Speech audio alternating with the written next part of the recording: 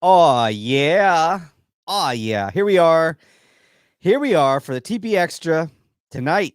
No Way Home, the React, the first official React. I've got the one and only sitting next to me. Oh, right here. Coming up on Thunder Pop. We've got the one and only from GNN Geek News Now, and from It's a Vase. He is It's a Vase. I am the Vase. Or Vase, as is your preference. Voss, you say potato, I say potato. I'm not the one and about only YouTube sensation, Chris Cassidy. That's like, where we go. It's me. I'm here.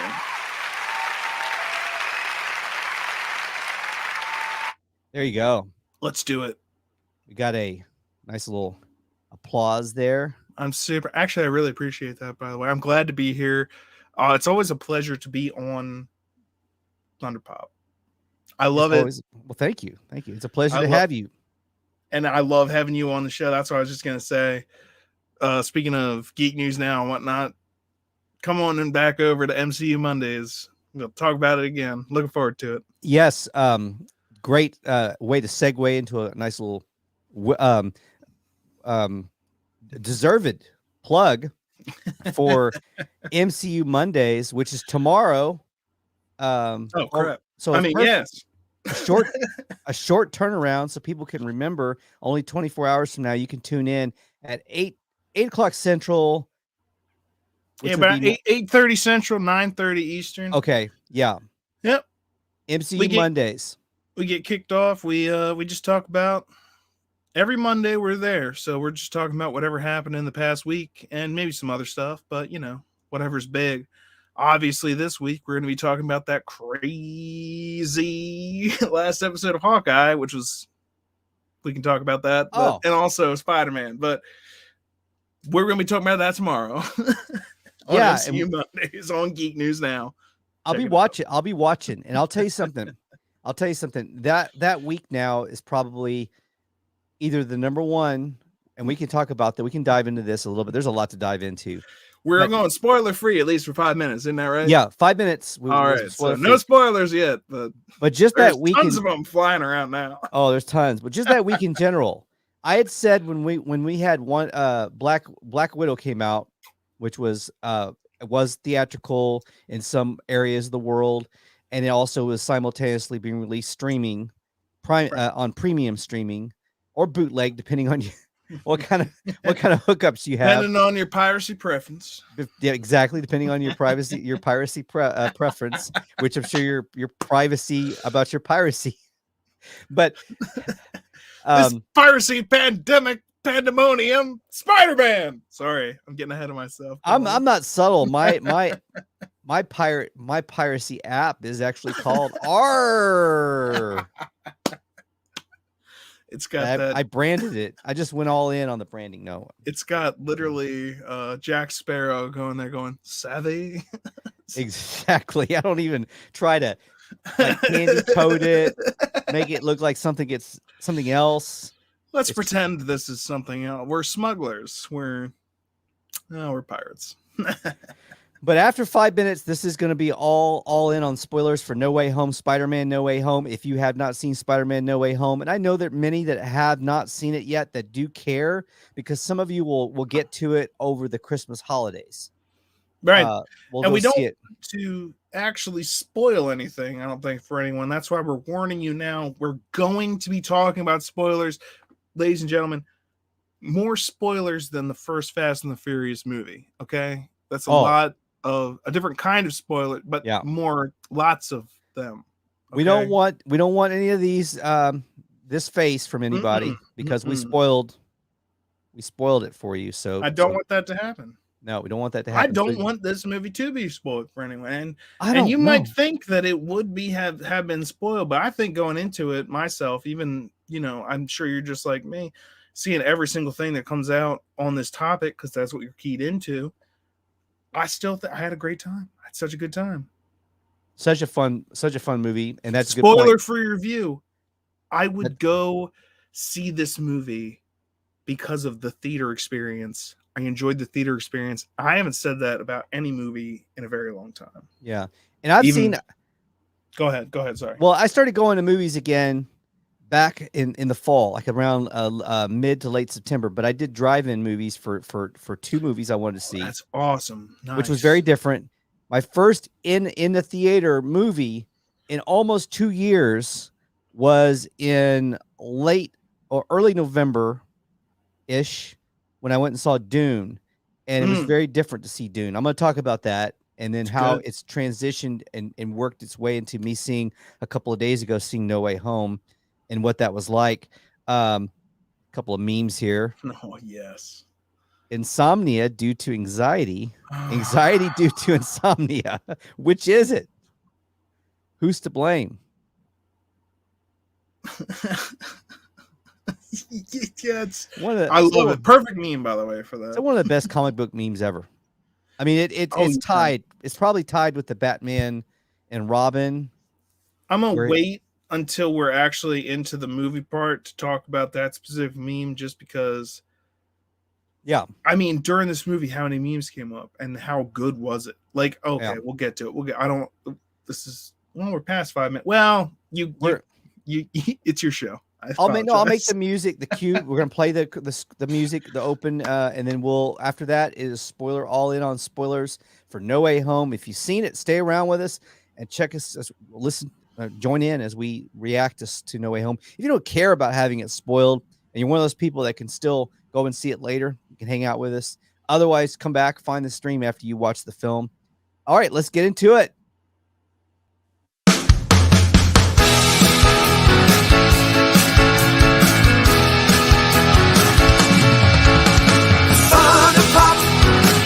It's time for fun to pop. Don't make me say it again. Fun to pop, fun to pop, fun to pop. I will not say it again. Fun to pop. Okay, I lied. Fun to pop, fun to pop, fun to pop. Oh, fun to pop.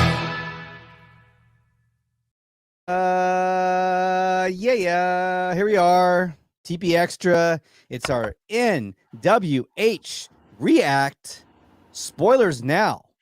Starting now. Spoilers are happening for No Way Home. Got Chris Cassidy here, and here's we got I got my usual round of memes, and here's maybe if I wear this shirt, no one will be able to tell I'm Spider-Man, and that perfectly segues, Chris, into how this movie starts, because this movie picks up almost right after the second movie in terms of what's going on, the chaos that has now ensued in Peter Parker's life because of Mysterio outing his identity of his alias, which is the worst thing you could do to a superhero, other than kill their aunt. Kill their aunt would be the worst thing you could do, but it's actually funny because in the MCU, like, most people are known. You know what I mean? Like, the whole mysterious identity is like, I am Iron Man. The first one that came out was Tony Stark, and he just straight off does that. Steve Rogers. Everyone knows Steve Rogers, Captain America. So this could be part of actually them trying to establish now the whole masked, and there's a reason for that. Why? Well, dude, the very beginning of that movie, I was just thinking, dude. I mean, on the plus side, in real life, if you're that kind of celebrity, like, you're making money. The thing is, he's still poor, and every single person in his high school is like following him. And I don't remember when I was watching that, I was just like, dude, people suck.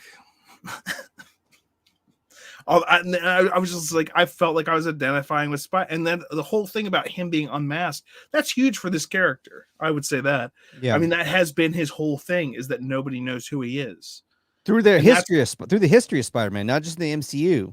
That's right, in the comics. Yeah, and it even was so big that in the Civil War in the comics, the whole thing about identifying with the government and whatnot, Spider-Man was actually a really big part of that, which is why it was so big of a deal when they actually got Sony to agree to let Spider-Man into Captain America Civil War. Yeah. And now they didn't go with that storyline there. They're kind of going with it here in like a little bit different fashion, which is the public learns who Spider-Man is. And then he can't be Spider-Man anymore. Now he's Peter Parker. We know where you live, or like, you know, think about how you treat celebrities nowadays. There are people following you around.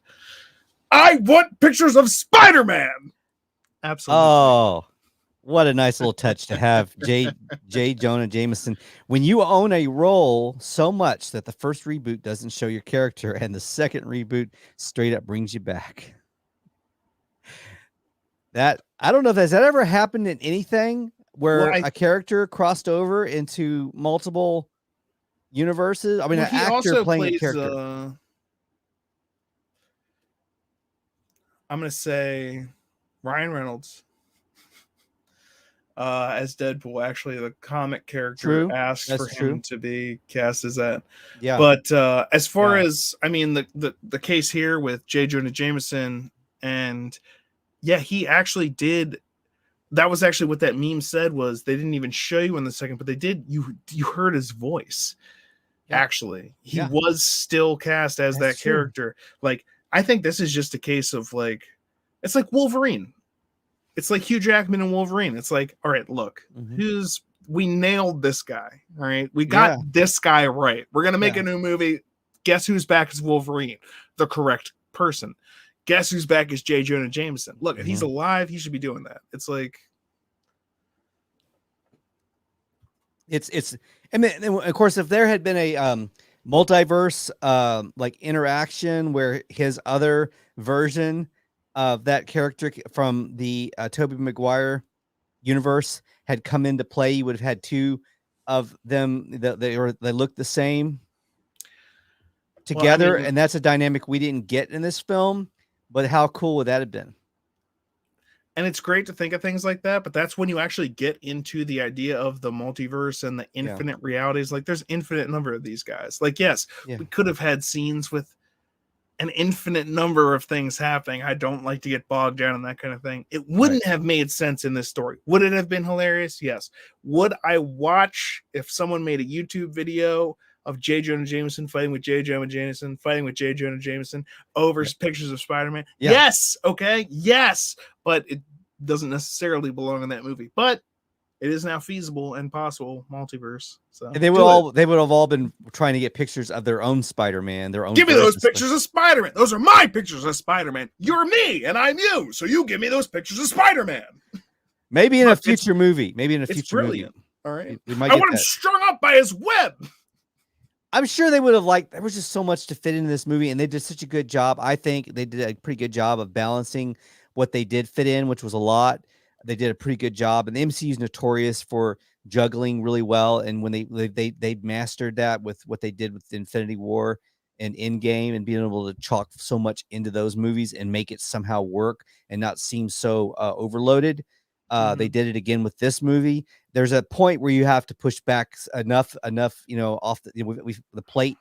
I'm full. You push the plate back, and that's what they do. They could have easily done that. It would have been brilliant, but it would have been a lot. Maybe that would have been a cool one. They'd added that as an end credit, but it's a lot. It's ambitious to put that in there. Now, I'm going to back up for a second. We do have a Thunder take before, and then we're going to get into all this more. There's so much to cover on this, and I bet you're thrilled that you're going to come back tomorrow and do your show, MCU Mondays, so you can, anything you miss, you're going to be able to go back in tomorrow. Be well prepared with Debbie Barton. That's right. Other cast of characters for MCU Mondays and Chris Cassidy tomorrow on Geek News Now's YouTube channel. So actually, you can join us if you want. We'll have enough room for another. You want to join? I'll try to pop in. I'll see what's going on. If you're available next week, you're also. But anyway, let's do this Thunder take. So I gotta ask you a question. So Boba Fett, the book of Boba Fett's gonna be probably the next big event. Oh well, Matrix Resurrection that's gonna be opening in the U.S. this coming week is a big event, and it's getting pretty favorable reviews so far. That's obviously a big event. But then after that, probably Matrix Resurrection. I mean, I'm sorry, probably after that, it's Book of Boba Fett. I got to say, for me, So also we have the conclusion of Hawkeye. Well, yeah. Okay, sorry. There's just so much during the holidays right now. Yeah. Oh my god. Content-wise. Well, time. It's when people have time off. You can go to the movies and go see Spider-Man. Do you have the chance to go to the movies? Anyway, I'm going to talk about this Thunder Tick right now. Yeah. So it was revealed in the last few days online that the trailer we've seen so far, the footage we've seen so far of the Book of Boba Fett, is all from the first episode, and even the first part of the first episode.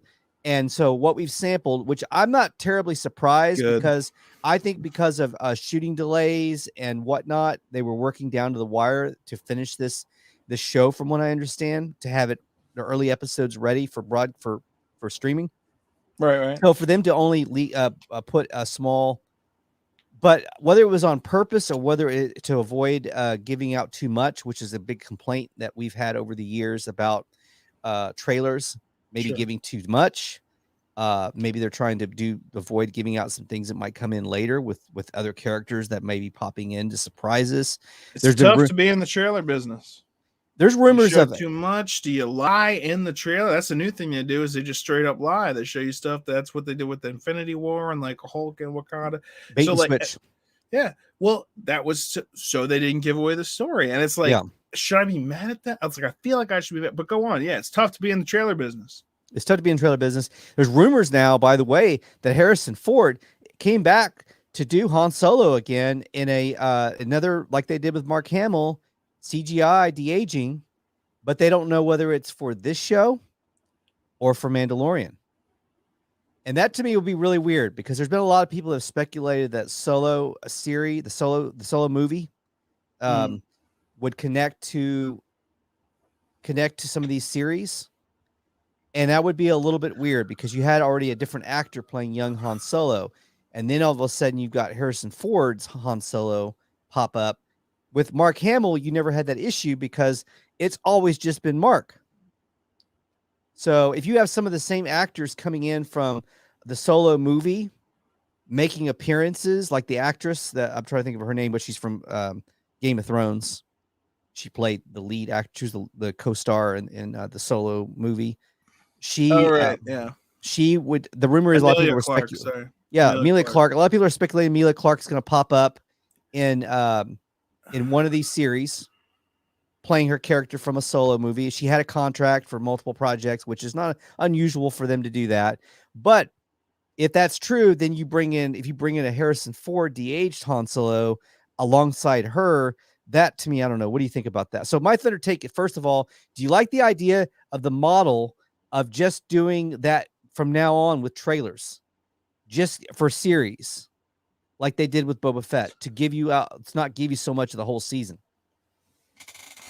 So for as far as trailers go, it's a mixed bag. I think you got to do. It's very difficult, by the way, because it's not just a matter of one trailer or where it's the way that multimedia exists now, people's phones, like where are these commercials even happening? How do you hear about things? Like a Ridley Scott movie just came out and he was pissed that no one went to see it. And the first time I heard about it was me reading an article about him being pissed that no one went to see it. And I was like, well, I know there are extenuating circumstances, but I never even saw a trailer. Like, I don't even think I still have. And I like Ridley Scott, okay? I like Gladiator. I like Kingdom of Heaven. I've made videos on both of these things. It's important to me. Trailers are important. They get you excited for a movie. It's always a question of how much do you show? How much do you give away? I remember when I was sitting in the theater, because Spider-Man had about 1 million trailers because they knew people were going to see this movie. Yeah. So they played 1 billion trailers beforehand. But I was sitting there with my brother, and I'm going to talk to him about every single one right after I watch it. And I remember, because I'm trying to be polite, because I remember when I saw Rise of Skywalker, I was talking too much for a friend of mine. But I was like, it's a crappy movie, it doesn't matter. Anyway, I was sitting there during the trailers, and I'm trying to keep my mouth shut and wait until like the trailer is ended. So I'll, give him my one-liner or whatever I come up with. And he says, partway through this trailer about ambulance. You saw that trailer? See the trailer with ambulance? It was I remember. Oh yeah, I've seen that trailer. Yeah, it was Mysterio, and it's like a thriller bank robbery thing. But I was like, did we just watch? My brother leans over while the trailer's still playing. He goes, did we just watch the whole movie? And I was like, Yes. Yeah. What was that? It was like a little mini movie. So like that's the problem with trailers. I say do what you got to do. Don't give too much away. I like the idea of just maybe you gave away the entire first episode, but I don't think they did in this case. If you need to use more, but get people interested in the thing. The thing is, Boba Fett was always going to be interesting. Me personally, I'm just thankful, praise unto God, and I'm just also still kind of trepidatious because I don't want to get too distracted on Star Wars. All right, but here to talk about Spider-Man. Yeah, but when initially when Disney bought Star Wars and the things were coming out, they had a Boba Fett movie and an Obi-Wan Kenobi movie land. Okay, exactly. And then The Last Jedi came out, and I was like, oh no, if they're gonna do that to Luke, this is me personally, by the way. Yeah, if they're gonna do that to Luke, if they're gonna do that to Han now and Leia with what they did, if they're gonna do that to those characters, oh my God, please, I don't want to watch 6 episodes of them doing that, or however many episodes, or a movie of them doing that to Obi-Wan Kenobi, or doing that. But then Mary Poppins, Princess Leia. After The Last Jedi came out, they put the boot down and actually said, now they've never done this with Marvel. You never heard this. No. At any time with Marvel, did the Bob Iger come in and say, hey, the buck stops with me? He said that with Star Wars. He never said it. Kevin Feige is where that stops. And that's the same position that Kathleen Kennedy has at Lucasfilm. So take for that what it is. And also take for the fact that after Last Jedi came out and after Solo went, which is why when you talk about stuff carrying over from Solo, I'm like, who could care less? The reason that didn't do well is because they didn't respect the beloved character. And that's why I'm so glad we're going to be talking about Spider-Man. I just saw that. Because the mistakes made in the Star Wars sequel trilogy of trying to be better than, instead of realizing you are Star Wars. You don't have to be better than Star Wars. You don't have to beat your own character. You are that. Just be that. Just be that. And that is what Spider-Man did. You do you, Star Wars. That's what I said, dude. You. Critical Drinker. Have you ever heard of him? You know? He's a Scottish. Yeah. So he put out a tweet and he was like, going to see what this Spider-Man nonsense is all about. Yeah. And then, and I was like that retweet. I was like, yeah, go, because I had already seen it at that point. And then I saw that he had actually retweeted his own tweet, and he said, Critical Drinker said, I loved it. That's all I got for now. And I posted on that. I commented on it. I said, oh, you loved it? You mean like bringing back beloved characters and treating them with respect? Are you paying attention, Star Wars?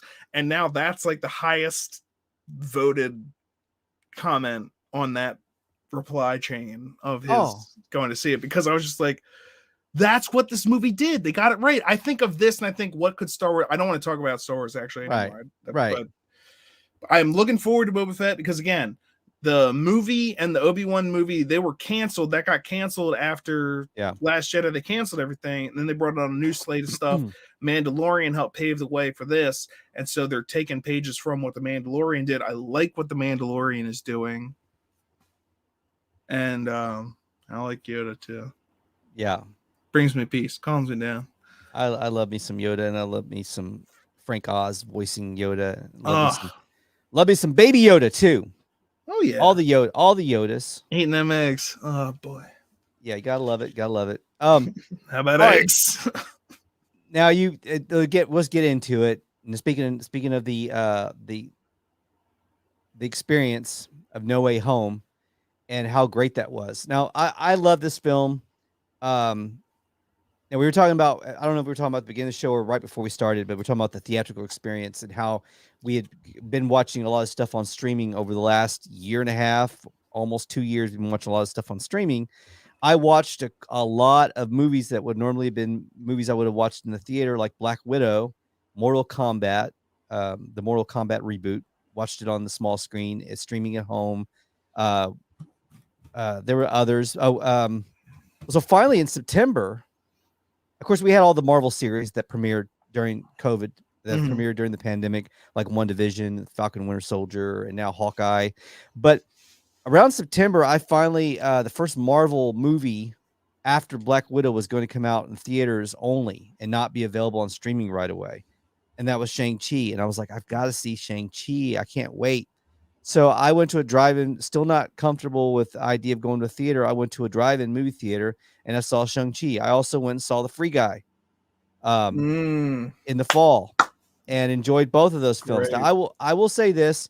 I liked Free Guy more on the drive-in theater experience than I liked Shang-Chi. Now, not because of the story or the content of either of those movies, although they were both enjoyable in their own way. Shang-Chi didn't play as well in a drive-in theater as Free Guy did. Now, Free Guy, have you gotten to see both of these films? I'm sure. Oh yeah, right? absolutely. Yep. So Free Guy is Loved a very it. bright, Free Guy, by the way. Yeah. Yeah, I loved it. It was thumbs up to Free. So it was a very bright movie. You know, it was well lit, and it's mostly during the daytime in a city. It's like a Lego Movie meets Grand Theft Auto meets Ryan Reynolds. How could that not be a good trifecta? Is that not just what that movie is, though? I didn't even think about that, but I love it. It's Lego Movie because it's exactly that style of movie. It's that character played by Ryan Reynolds in a world like GTA. I love it. I love it. So that movie played better than driving movie theater because it's well lit, and at nighttime watching it on a screen that's not as vibrant as a in-house indoor theater. It's not as vibrant, the screen. The projection is not as good. So watching Shang-Chi, a movie that takes place a lot of nighttime scenes, a lot of scenes that are kind of like the fight on the building. I could tell it was an awesome scene, but it was so hard because it was so dim and the screen's so dark. It didn't play as well. So that part was even though I enjoyed it, had fun watching the movie and the story and everything, it was a very different Marvel movie that I enjoyed. And the character, the way Sim Lu played the character actually was not what I was expecting, and which I liked it. I liked that it wasn't what I thought he was going to play the character much more of a misfit, kind of immature misfit. Because he plays kind of an immature like jock on Kim's Convenience. Kind of a man child on Kim's Convenience. So I thought in the trailer it looked a lot like we were going to get more of Sim Lu playing that same man child character that hasn't completely grown up yet. And the movie started with that, but then it quickly shifted.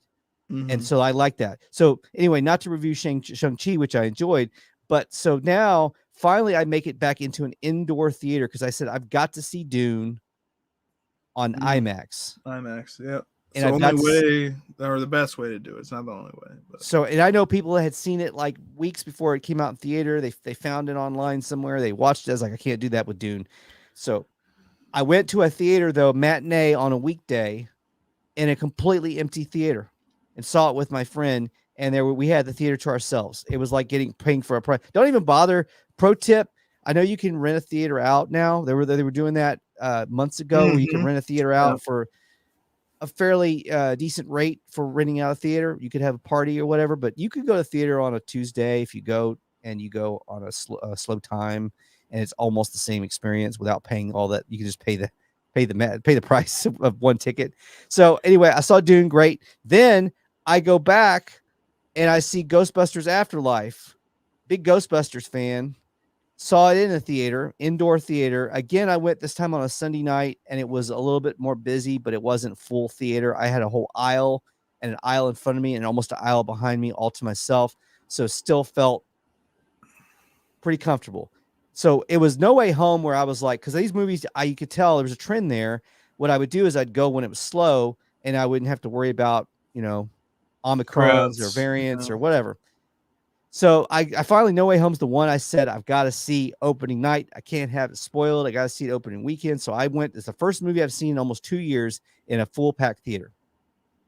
And I missed that experience. And I'm so glad I got to see this movie, assuming I didn't get anything from no Omicrons or anything.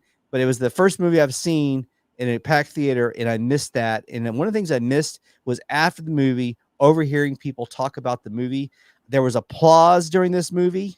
During certain scenes. Did they applaud when you from different people? Dude, I can't wait to tell you about my theater experience, which should tell you exactly what you're saying. Yeah, there were different points what other people did. It was awesome. So I don't know when the last time I've applauded, but probably it was one of the Avenger movies and I haven't applauded anything else since then. Not Marvel or Star Wars. Again, I haven't appreciated and that's why I say to people, like, what's your review of this movie? I'm just like, I don't want to spoil anything. Go to a theater and see it. It's like my feeling on it.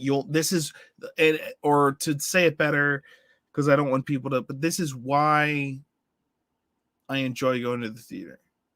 Movies like this, the reactions and everything, like, because I'll always enjoy watching this movie at home on DVD as I do so many others. But there's only, like, seeing it in the theater that first time, that first week, the day it comes out, when it's something like this. Yeah. Because again, I saw Last Jedi day one, and now I kind of regret it. You know, like, it's not, I felt sick afterward. This one, I was just like, that was awesome, dude. And I was hanging out with my brother, just be like, dude. And dude, he's dude, she's dude. I mean, I think we're that all movie, dudes, yeah. I think that movie, even without delays and COVID, a movie like that, of that That's proportion, what I'm saying. Really only every 3, 4, 5 years where there's applause, enthusiastic applause in the theater, and at different points too, like screeching and screaming, different excitement. generations of fans and different types of fans screaming at different times. Like, because they're all getting something.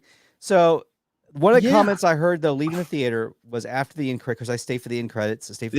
I heard one guy was complaining about not the film and the overall film itself, but you know that they ran the usual end credit scenes. We got the one where Doctor Strange goes and sees Wanda, which we were probably expecting to happen, but that was like a full-on trailer. They show a full-on trailer, and the guy's sitting there, and you could tell he's kind of a nerd, he was the expert, and he's sitting there, and he's on like one of the front rows. I walk by him and I overhear him saying, I don't need the whole trailer. I just want a quick little couple of words. Then you're thinking about it, and you go online when you get home, and you're trying to figure out what the hell was going on with that scene. Why do they give me a full trailer? And that, I will say, is probably my only complaint about Thursday night at this movie was I agree with that guy. Now, whether he swayed my opinion more that direction because I heard someone else clarify what I was thinking, but why do they do that? That's a little different, and not until recently have they done stuff like that. I'll tell you twice why. Reason number one, they just came out with that whole slate of delays. Everything else on the Marvel slate has been pushed back. That's fair. That's fair. So, and the next thing on the slate, now we've got to see how Hawkeye ends, and after the last episode and after Spider-Man, now I'm kind of excited to see exactly what happens there. Right. But no matter what, we're Multiverse of Madness and that combines the movie timeline with WandaVision, which was the first thing they did on Disney Plus, is now coming into, and this is the multiverse stuff. This is Spider-Man. Yes, it dealt with that stuff, but he pretty much was just fighting like consequences of this. The break in reality has now happened in 2 different shows and this Spider-Man thing. And this is how they can introduce some of the other things like Fantastic Four, like Blade, like X-Men, like so many different things. This is the multiverse of madness with Wanda, with Doctor Strange. As much as he was in this movie, and how much fun did we have with him? Yes, we did. Yes, he was. It was fun. He was mostly boop in a mirror reality for a while. Yep, gone. Not even boop, boop, boop. Yeah, he's got really good scenes early in the first section of the film. And that's what I'm saying. The Multiverse of Madness movie is coming up, and so to the topic of the second end credit scene and how long it was, I also commented on that to my brother. I was like, that was like a whole trailer, and I was like, probably because they just push everything else back, and also because this is the biggest thing, and also because when did we first get a trailer for Spider-Man? It was like it took so long. It was like pretty late. Yeah, super in the game. Late. So they're giving us something like, and so to anyone who's complaining about getting a trailer, I understand the complaint, and I can tell where it's coming from, but at the same time, everything I just said, and I was so happy to see all that stuff. I was like, I can't, because that's what I was craving. And when they told me it was delayed, I was like, I was looking forward to Spider-Man, and I loved it. They did a great job with Spider-Man, and but dude, the memes were so good. There were so many memes in this. You know, I'm something of a scientist myself. That's when I clapped and cheered. I want to see this, and moments. I want to see this in the next Spider-Man. This scene. I hope they recreate this. Oh man, yeah. This movie is going to be a meme machine. It already is a meme machine. Well, it used the memes. That's what I was like. The other thing is like, it's a blockbuster movie. You're supposed to entertain the widest amount of people as possible. Like that's the aim. Yeah. And I said it in the last episode of MCU Mondays before. Actually, so literally the last episode, because the next episode we're going to talk about Spider-Man. But I said, because we were still questioning, spoilers again, just throwing out that the other Spider-Men are in this. People were still wondering. And I was like, if they're not, it's just the dumbest missed opportunity since the other last dumbest missed opportunity, but like Star Wars, essentially. But you have Spider-Man fans. You have the fact that Into the Spider-Verse came out and you had Miles Morales, Black Spider-Man, interacting with a bunch of other different versions of Spider-Man from across the Spider-Verse. Yeah. Okay. And so you already have people that know that. And now you have people that understand and know that Marvel works in a multiverse, or at least they're starting to understand the time travel stuff, because comic nerds and probably people like you and me, we get multiverse. Yeah, I get it. Multiverse theory. There's a billion different, but casual moviegoers don't necessarily understand multiverse theory just thrown at but now, if you've been following anything Marvel's been doing for a while, that's been introduced. The Spider-Man multi has been introduced. So you have a movie where in all the previews and then everything leading up to it, they have, hey, yeah, that's Doc Ock, literally from the original Spider-Man 2. Mm-hmm. Oh, yeah, we literally got the Green Goblin from the front. We got Jamie Foxx.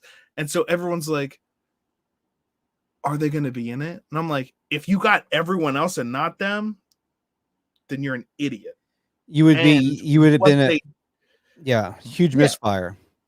And so what they did was, yes, they got them too. And what did they do with those characters? What did they do with Tobey Maguire? And they did the memes. Dude, when they're in the lab, right?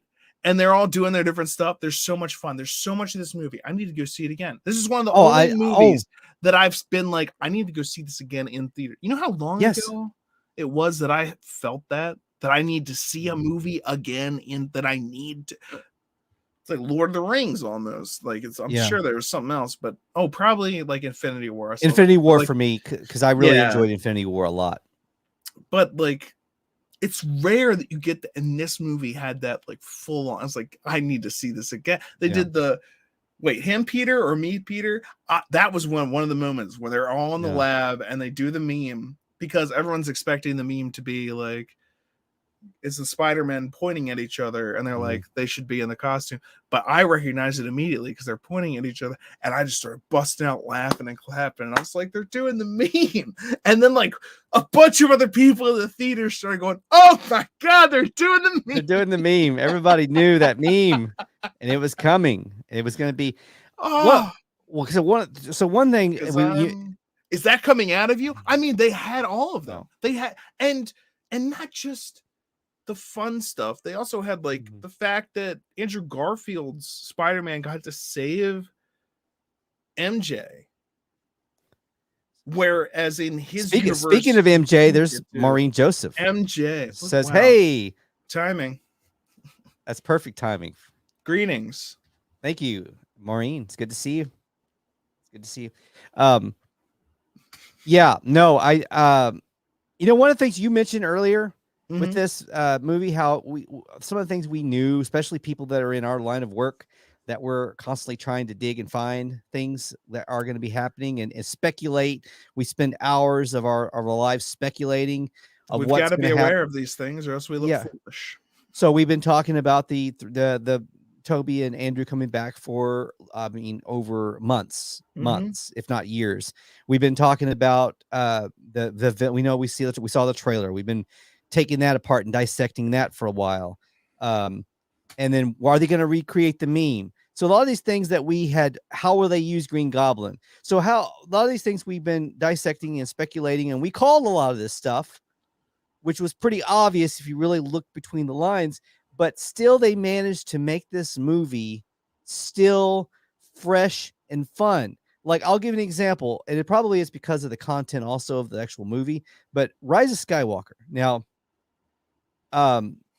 Mike Zero of all people, don't look, who makes YouTube content that's very right. He's trash. He's the clickbait king. But what he did was he gets a lot of things. He throws a lot of things up in the air, and usually a lot of the stuff he's talking about, BS, doesn't happen.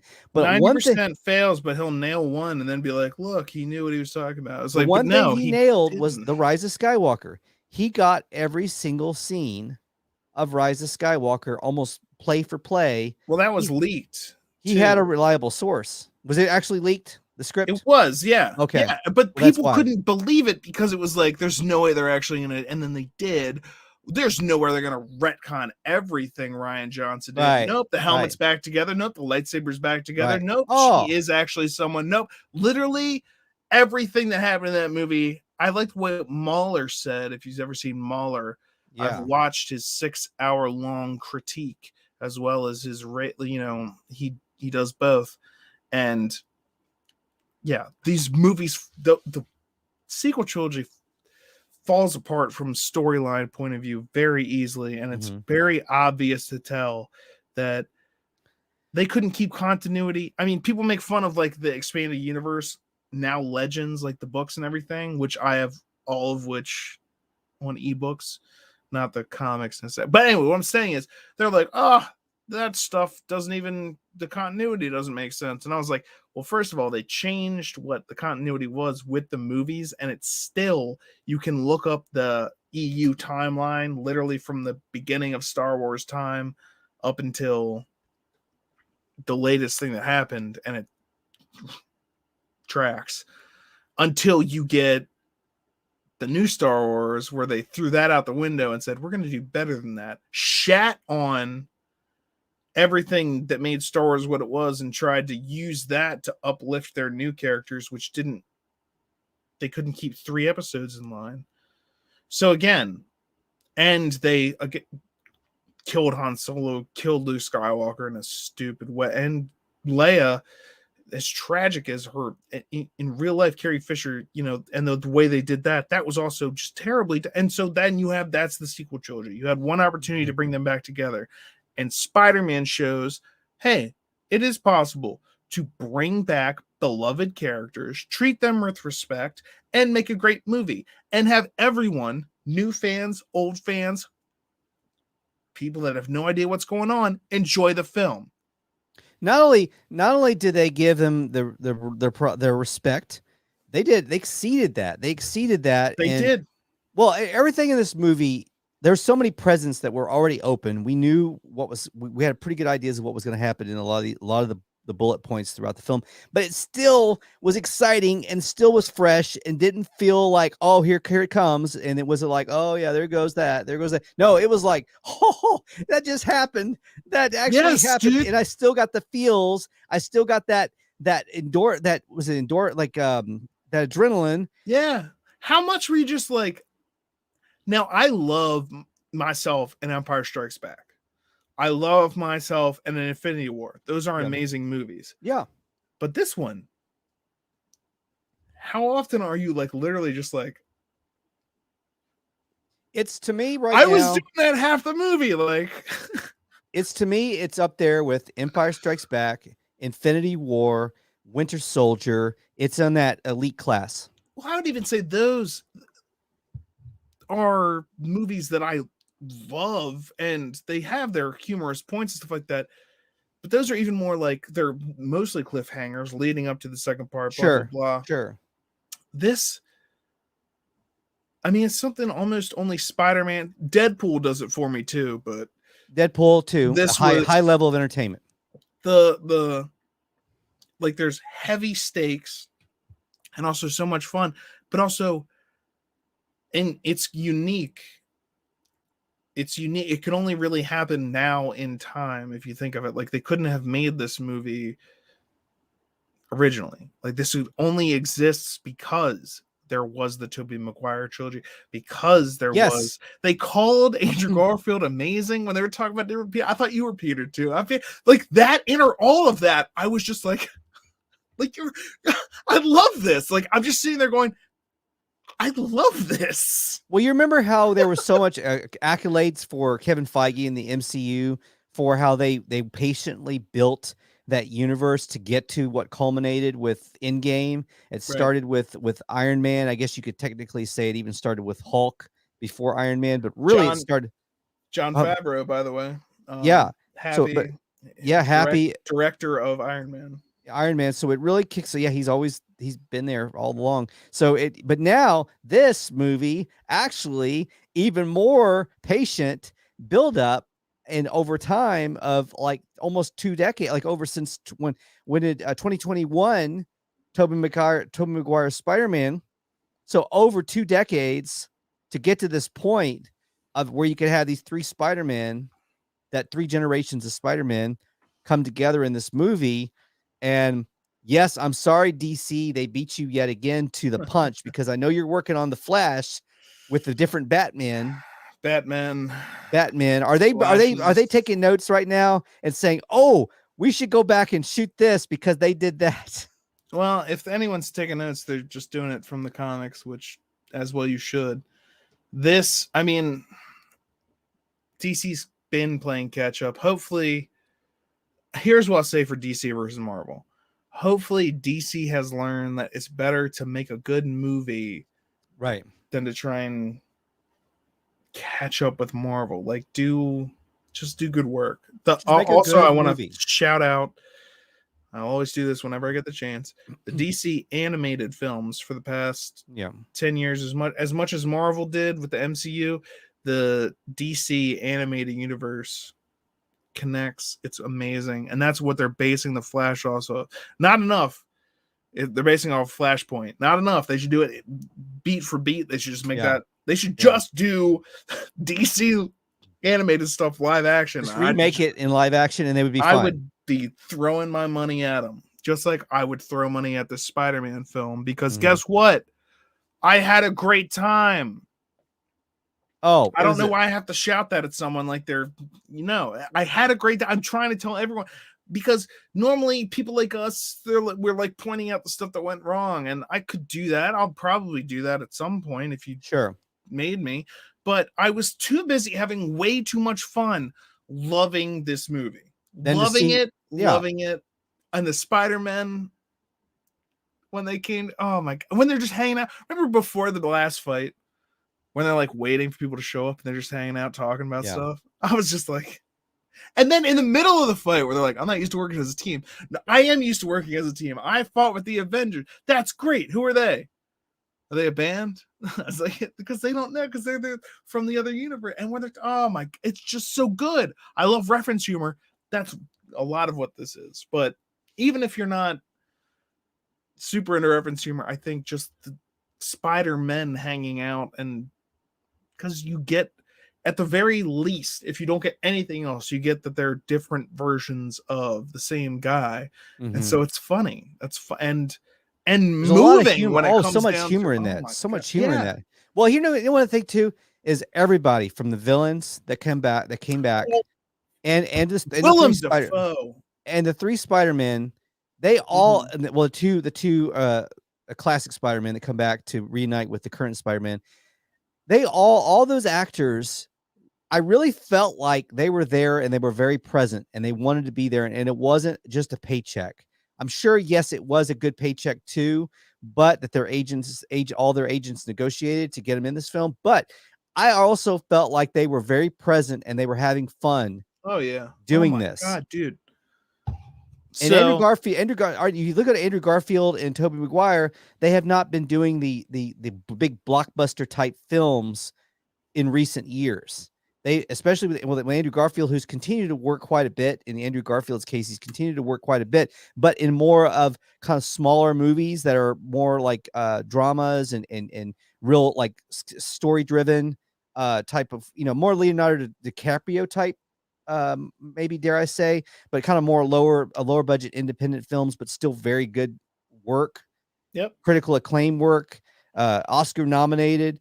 Tobey Maguire been a little bit more private in recent years, but they've not been in the big blockbuster movies.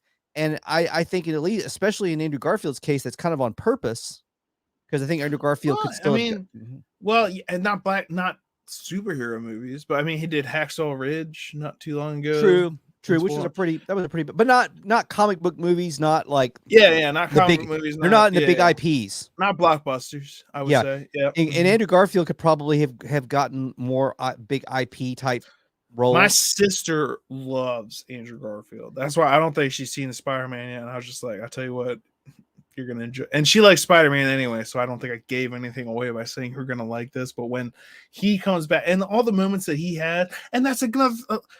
I probably took you off your point, and I apologize, but it's just that they none of those people necessarily do that anymore. That type of movie, those two guys, they don't do that type of movie, but they were very present in this movie, and they seem to be having a good time. Now, awesome. Now a whole other thing you can get into is the work that these actors put in, and the villains, and the performances of those actors, and how they also not only do they give them respect. They fixed some things with some of these characters. They made it better. And I know what you're talking about. In the story, Spider-Man is like literally fixing them to send them back, and that's like, but also even just when they show up, Electro, for instance, he shows up from Andrew Garfield's world, but they literally even comment on it in the movie. Yeah. It's like, well, I thought you had a bad comb over, and like he's like, I like this world better. And it's just like, that's it. Get it? Mm-hmm. Okay. It's a comic book universe. It's a different universe. He showed up here, and now he looks cool. He feels cool, and he says stuff that is pretty darn funny, insightful. I liked his character.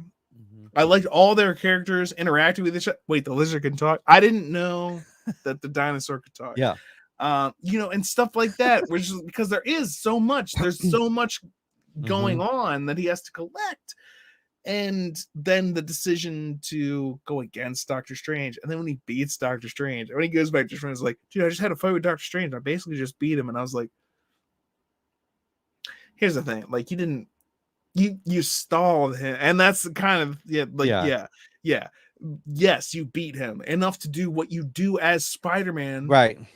For a little while, because you're your friendly neighborhood Spider-Man. He just has the best heart, you know what I mean? Like, with great power, and he wants to do the right thing. Like, I just want to do the right thing. That's always been Spider-Man, and in this, you get to see Green Goblin. Oh my God, Willem Dafoe, dude. Willem Dafoe in this role. Go back and watch the first Spider-Man. Yeah. And just see how great he was there. Yeah. And then rewatch this movie. How good was he, dude? Dude, when he's punching him, and then he's just. One of the things they did here is they managed to take the strengths of each of these actors and utilize them to their fullest. In the case of Jamie Foxx, we got to see a lot more of his comedy. He's a funny guy. They let him a lot of good stuff. They let him be funny. Tree, man. Huh? That's just a tree. Yeah, they let him be funny in this movie. He got to be funny. He was a lot more like the character was a lot more interesting and fun and likable. And also at times scary when he needed to be scary. But then we got to see William Dafoe, who is a highly acclaimed actor. Before he did Spider-Man movies, he was also a highly decorated actor, and we got to see him play vulnerable. He's so good. And down and out. We got to see him play the dark, evil, sinister in the same movie. Can I just bring up real fast, like, while you're talking about Willem Dafoe, and because his juxtaposition in this character, it's so amazing. Because you're used to people like Bruce Banner and the Hulk. Well, you can tell when he changes. he gets huge and he freaks out and Yeah. Dude, with Willem Dafoe's character, you never know if it's actually Norman Osborn being scared and trying to offer help, or if the other personality is taken over. You don't, because there's no change unless he lets you know there's a change. And then he's just like, and I know there were some people like, what? When he was like throwing Spider-Man through walls, and I was like, yeah, he is as strong or stronger than Spider-Man, by the way. Just like, yeah. And then let's get into Doc Ock. Octavius. And that actor, probably the least known of the three in terms of what he's done outside of Spider-Man. A lot of people might have forgotten that he was in Raiders of the Lost Ark. He was in a bunch of, I mean, yeah, he's been in a bunch of stuff, but he's but in, this is his iconic role, I think. He goes back to recognize this guy from, well, yeah, go ahead, sorry. But no, he got to really show his acting chops as well in this movie as a range of what, you know, we saw him going through his pain and being released from his torture that he was going through. Which is also one of the great parts of Spider-Man 2. Yeah. But they also included it in this movie. It's like, yeah. The other beautiful thing too is his character. I mean, we get to see also his confusion and that real, like, you're not my Peter. Exactly. That's a great introduction to that. Yeah. To that whole, because that's the first time I liked the way they did it, because it shows that in the trailer, but when it happens in the movie, you know, it's like, why does his mask come off? Well, it's because the tentacle had struck once at his chest, removed that part of the nanotechnology, absorbed it, and then he's going to strike at his chest again, and then the nano stuff from the face goes down to protect his chest, and then he goes, "You're not Peter Parker," and then that's that. Again, comic book nerds are probably like, "We get it entirely," but anyone who doesn't understand what's happening is like, Ben, what the hell is this connected to? It's connected to Uncle Ben. Oh yeah, up in heaven. Oh.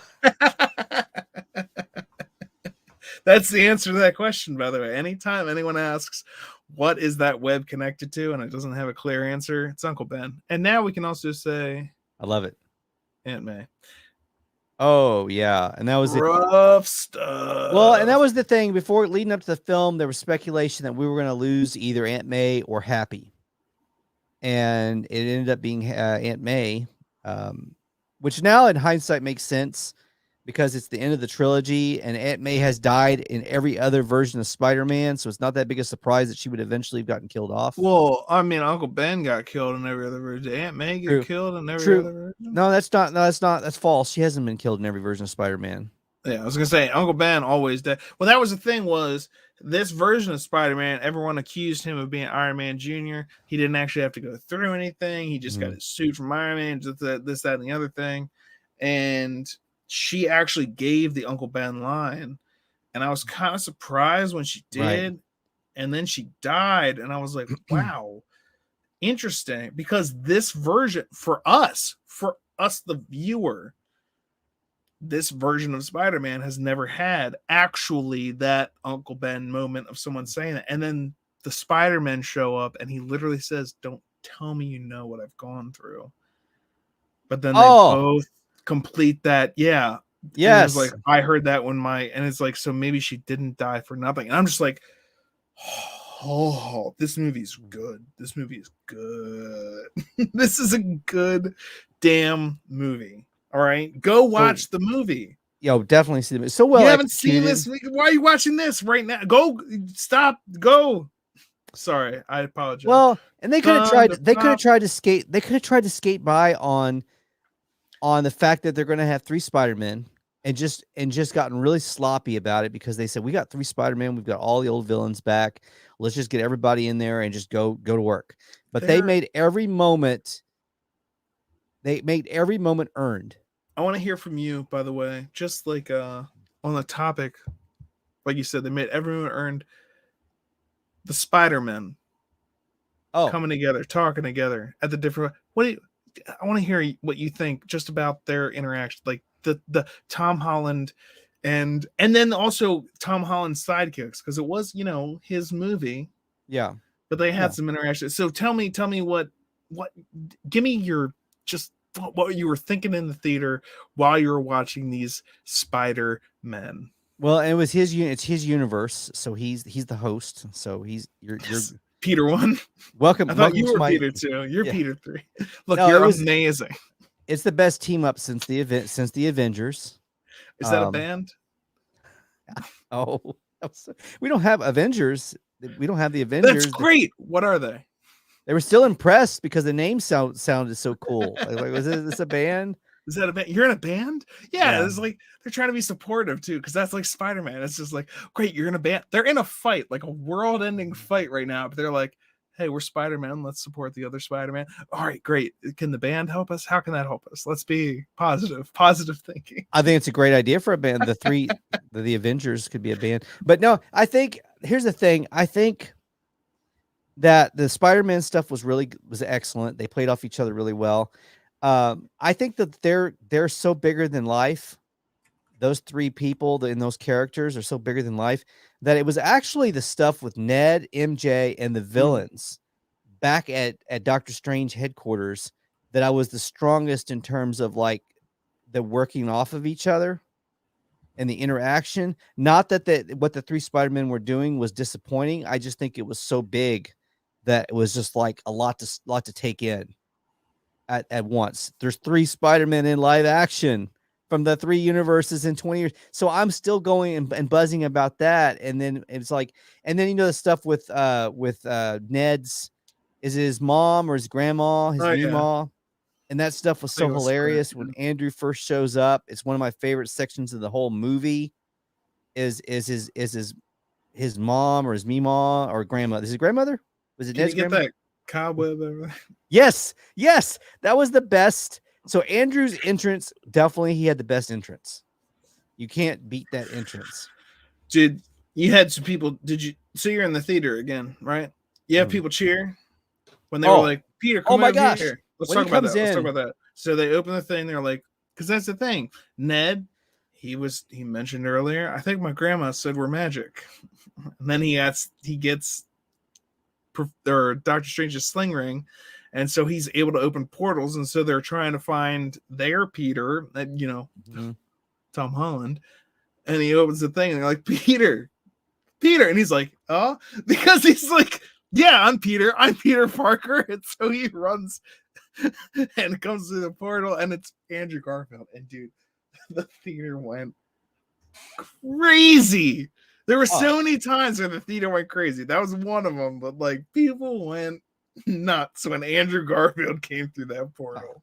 The setup, the way they set it up was just made it special and perfect. And I mean, there's just so many things that you could hear us go on and on about it, but it's just, it was so well executed and so well done the way he's brought it. And so another thing I loved about it is Andrew Garfield's Spider-Man was very much his Spider-Man. The way he comes in and is kind of like trying to like play a little bit, you know, like, oh yeah, you know, he wouldn't do any tricks for him because MJ was like, well, if you are, then prove it. Let's see. And then he's kind of playing like that sort of like aloof, I guess is the word for it, which was very much Andrew Garfield's approach to Spider-Man. He kind of played it kind of like the skater kid, the skater kid that was a little bit like to play coy, but it was all an act. And that was very much both him and Tobey Maguire had a better Flash Thompson. But go on. Yeah, he did play it aloof. Yeah. And Tobey, a different, more nerdish version of Peter Parker. It was the first live action. So he did a little more nerdy version. And he was more of the awkward, you know, with I wouldn't want to fight me neither. Yeah. He was just, and that's still my favorite of the Spider-Man. I mean, I love that Spider-Man movie, but the first one was brilliant. I watched it again here recently, but the Tobey Maguire was very interesting for me because we had never seen. Was Tobey is he probably late, almost 40? Is he in his 40s now? He must be. He must be in his 40s now. I'm guessing his age is probably he could be 43, 44. Yeah. I'm guessing, but he could be older. He could be slightly younger, but somewhere in that range. But he is the first time I've wanted to see them because we've never gotten Spider-Man, grown-up Spider-Man in live action movie. Because every time it's rebooted before we get to see the more adult version of the character, and not until Into the Spider-Verse that we finally see this kind of over the hill, like kind of like jaded Spider-Man comes back, and it's like finally we're getting to see that at least in animation, but we've never seen that in live action. So finally we got a glimpse, at least a glimpse, with this Tobey Maguire in this movie playing his version of Peter Parker. We got to see a glimpse of that over 40 Spider-Man and what that might look like. And what I liked about what they used the characters appropriately in both those things, by the way. Like Into the Spider-Verse utilized this kind of over the hill almost, that for Miles Morales that's his Obi-Wan to the Luke Skywalker, and then there's like a random cast of other Spider-Man out there, just that's other things, like there's that much other stuff out there, but it's basically like you're learning from the genuine article. Yeah. And that was the whole thing that I really liked about this too, is that it didn't, and that's what I meant when I was talking about earlier, commenting on Critical Drinker.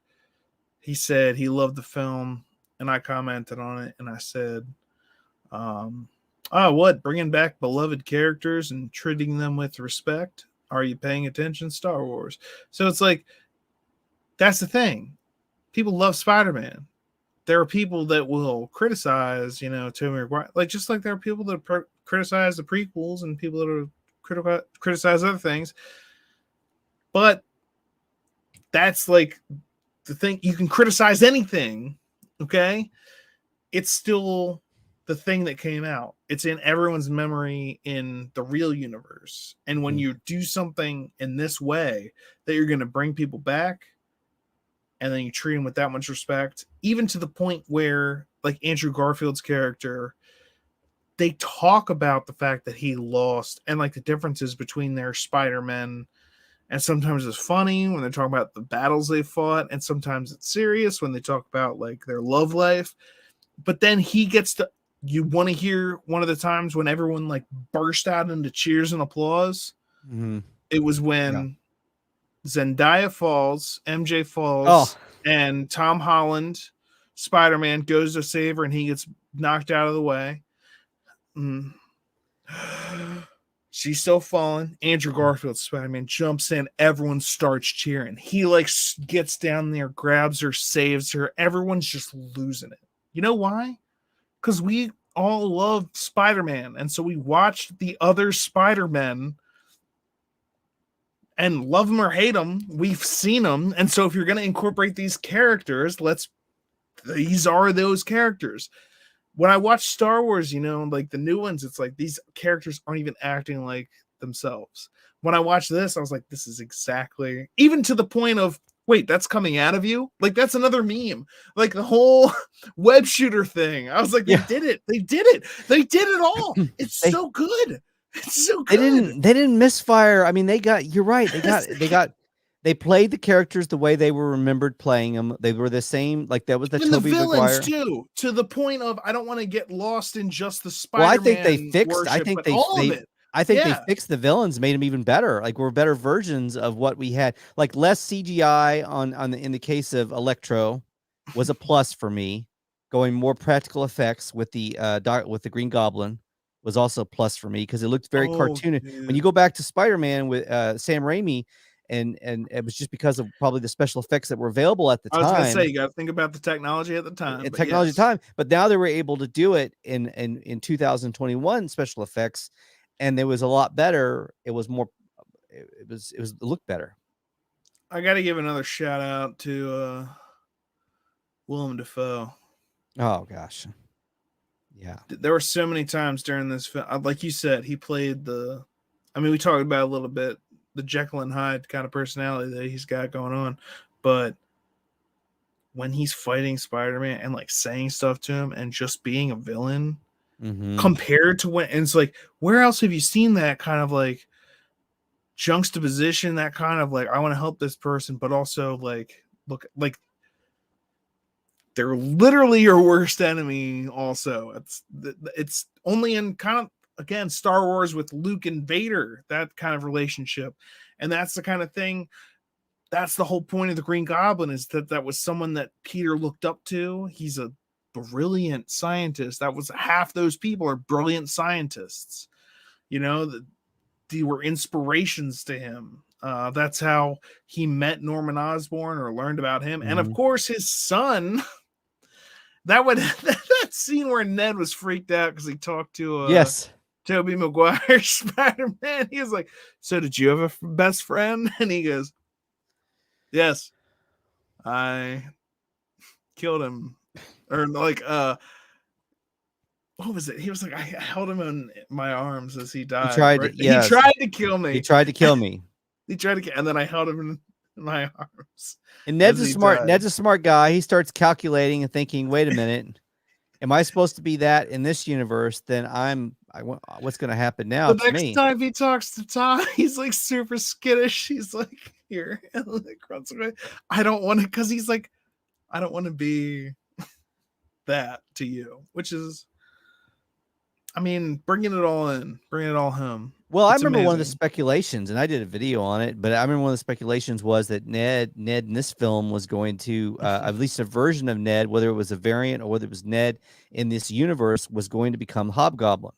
And there were these, Boss Logic that did a picture, a mock-up that went viral, and all these other videos that were made about it. And so people thought, we're sure at some point, including myself at one point, that Ned was going to go bad in this movie.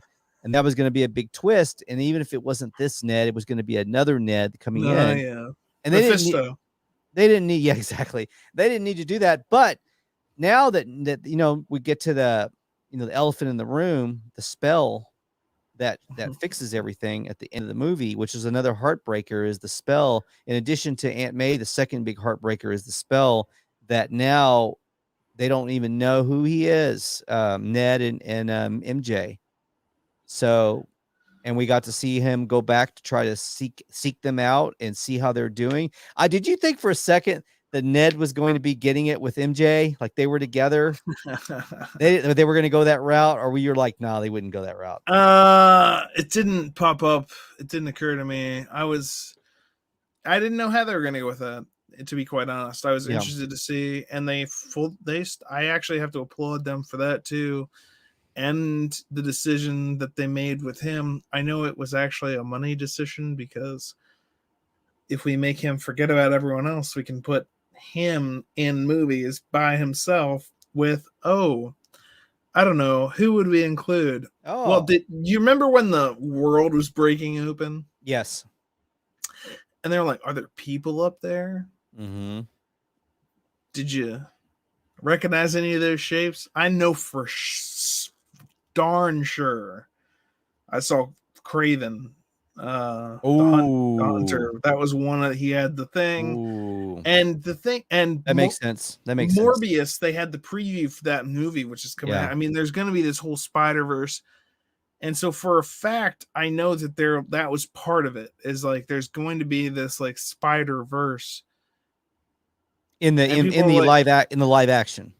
Yeah, in the live action, like a spider. Well, as opposed to the Marvel Cinematic Universe, like they're gonna kind of exist side by side, and it's gonna depend on Disney and Sony and whether they can agree on what can combine. Because Sony owns all Spider-Man stuff. The only reason we've gotten these things is because they came to an agreement, and they've already committed to things like Morbius, Dr. Morbius, and Craven. That's coming out. So the guy that played Kick-Ass is going to be playing him. That's right. Quicksilver too. He played. Oh yeah. So he's going to be playing. So Craven the Hunter, and so these are all things, as well as Venom and everything. And speaking of Venom, so speaking of these things that we saw preview, we saw Vulture pop up too in that trailer for Morbius. That's right. Because he's going to be part of the Spider-Verse. Because again, Sony owns this stuff, so they're going to be like, "Hey, if people are watching every Marvel movie that comes out, guess who's a Marvel character? Guess what other characters we own? If you want to see any of it, you have to watch Sony. And if you're going to keep doing stuff like Sony. this, well done.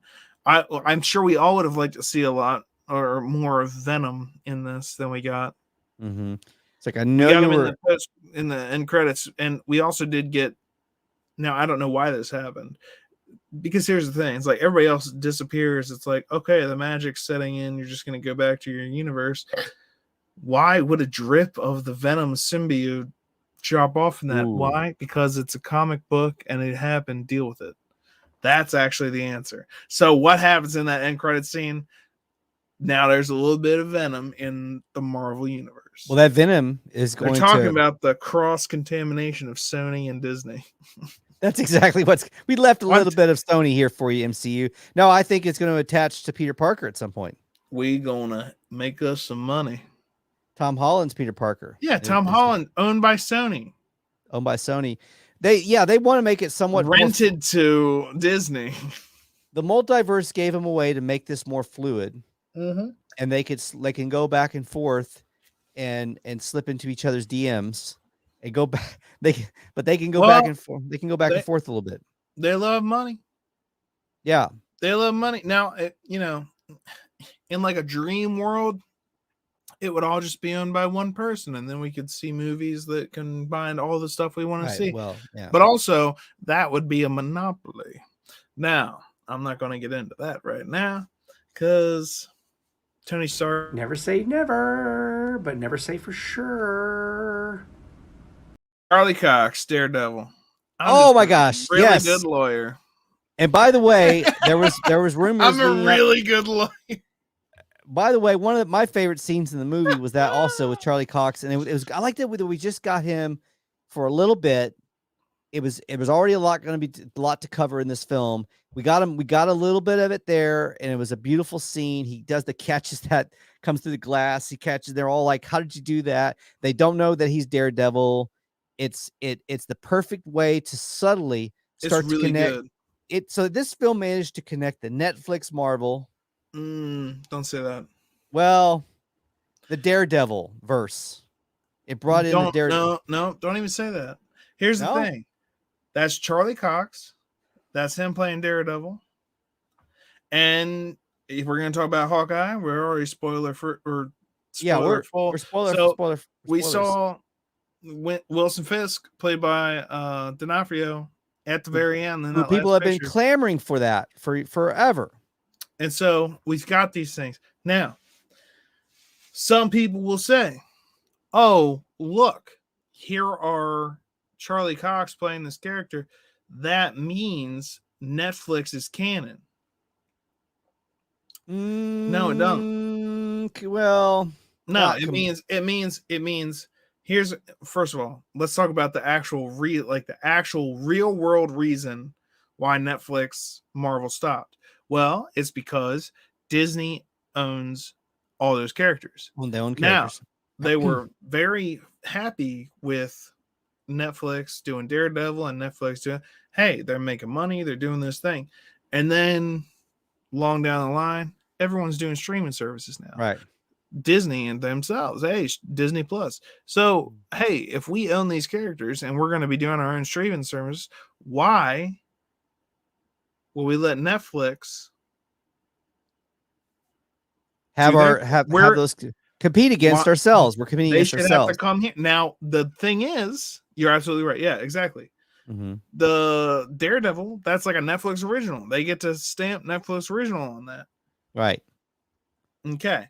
Well, Disney said, okay, you can't make those anymore. That's why they shut down. It's not because Iron Fist was terrible. It wasn't good, but it was terrible. Look, it's not because the Defenders was bad. They had some hits and they had some misfires. That was a misfire. Daredevil was fantastic. Punisher, pretty damn good. Good stuff. People are looking for John Barenthal to come back as a Punisher, by the way, too. They're looking for that. They should absolutely. With the multiverse, you can do anything, but to say that the Netflix shows are MCU canon is not correct, because they now own these characters. Now they're smart. Hey, people love Charlie Cox's Daredevil. Yeah.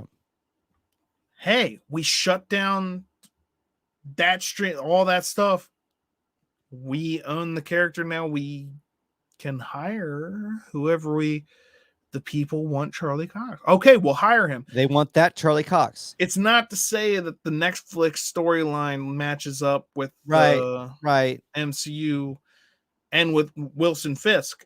I mean, D'Onofrio. I mean, that's his. And yes, you should be casting. These are the people that deserve to be playing these characters. And I'm glad they played a great version of them. Absolutely. It's hard to beat. I mean, they did it. Yeah, it's like Robert Downey Jr. playing Iron Man.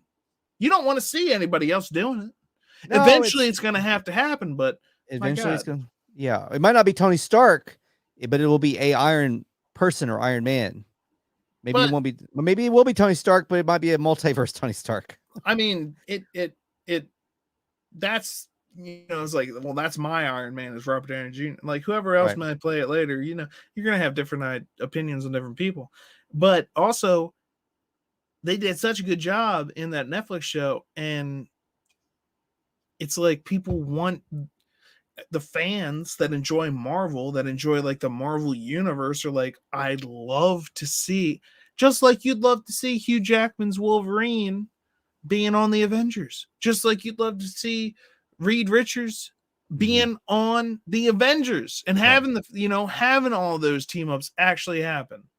And so when you get the opportunity like this, hey, we bought the thing. Hey, people love this character. I mean, what do they do with Spider-Man? Yeah, it wasn't always owned by us. It's still not, actually, but people love these characters. What opportunity do we have? So now they have the opportunity, especially with the multiverse opening up and everything. You can bring these characters in. You can say, hey, the MCU that you've been enjoying? Remember that Netflix show, that Daredevil show where Charlie Cox kicked ass and D'Onofrio was Wilson Fisk? Guess what?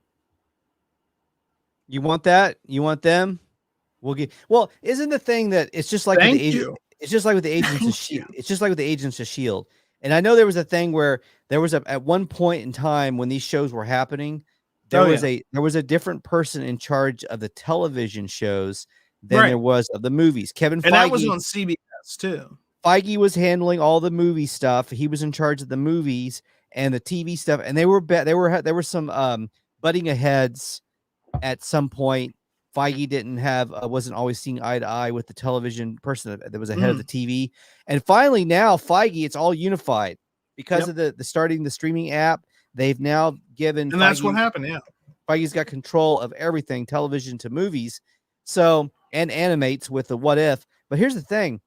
With the things that have been altered by way of the multiverse, because we have things that have been changed, and all the way from even starting with the snap, the things that have been altered now takes away like the stuff that was going on in the Agents of Shield and in the Netflix MCU.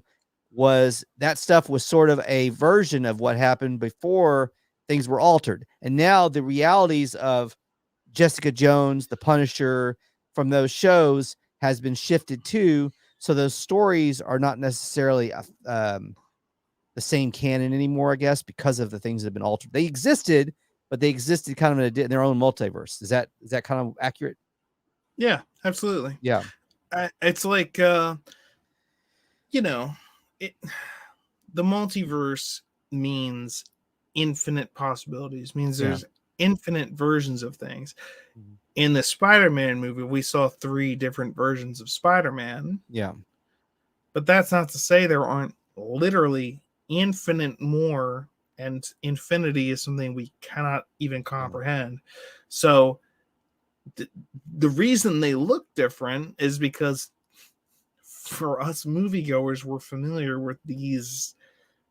We've seen them on the big screen, but that's not to say there aren't 1,000 universes with Spider-Man that look exactly like Tom Holland, and 1,000 more universes. So that's, you can do anything at this point. What will they choose to do?